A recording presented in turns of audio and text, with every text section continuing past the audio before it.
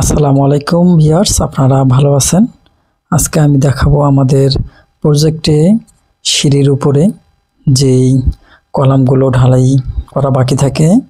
যেহেতু এখানে সিঁড়ি আমরা নির্মাণ করব, সেই কারণে এই কলামগুলো প্রথম স্টেপে অর্ধেক ঢালাই করতে হবে এবং এরপরে সিঁড়ি এবং সিঁড়ির ল্যান্ডিং একদিনে ঢালাই করতে হবে।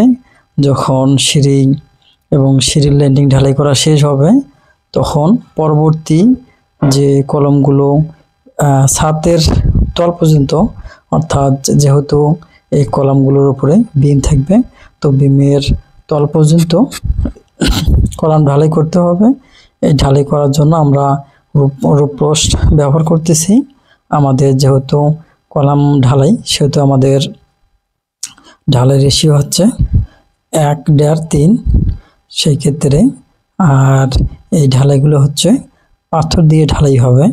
আমাদের কলমগুলো যেহেতু সবগুলো পাথর দিয়ে ঢালাই, এই সিঁড়িটা শুধু আমাদের খোয়া দিয়ে ঢালাই, সিঁড়ি এবং ল্যান্ডিং শুধু খোয়া দিয়ে ঢালাই। আর যে সকল কলাম আছে সব কলমে পাথর দিয়ে ঢালাই। তো আমরা এইভাবে সেন্টারিং করে এবং মাপ যোগ নিয়ে তারপরে বোর্ডগুলো রেডি করেছি।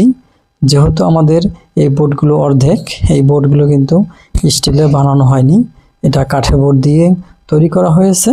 এবং যেই ভিতরের তলটা মসৃণ করার জন্য সিমেন্টের বস্তা, অর্থাৎ সিমেন্টের খালি বস্তা দিয়ে সুন্দরভাবে চতুর্দিকে দেওয়া হয়েছে, যাতে করে ঢালাইয়ের সময় এখান থেকে কোনো পানি বের হতে না পারে। যদি কোনোভাবেই পানিগুলো বের হয়ে যায়, তখন কিন্তু কলামের হানিকাম হবে এবং কংক্রিটটা কি দুর্বল হয়ে যাবে। এদিকে খেয়াল রাখতে হবে যেন কোনোভাবেই এখান থেকে পানি বের হতে না পারে। তো আমি সব দিকে একটু দেখাচ্ছি।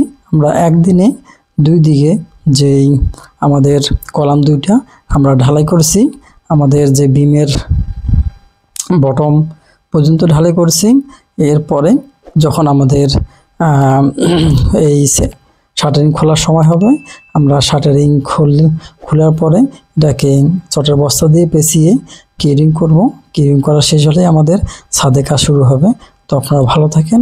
আসসালামু আলাইকুম রহমতুল্লাহ।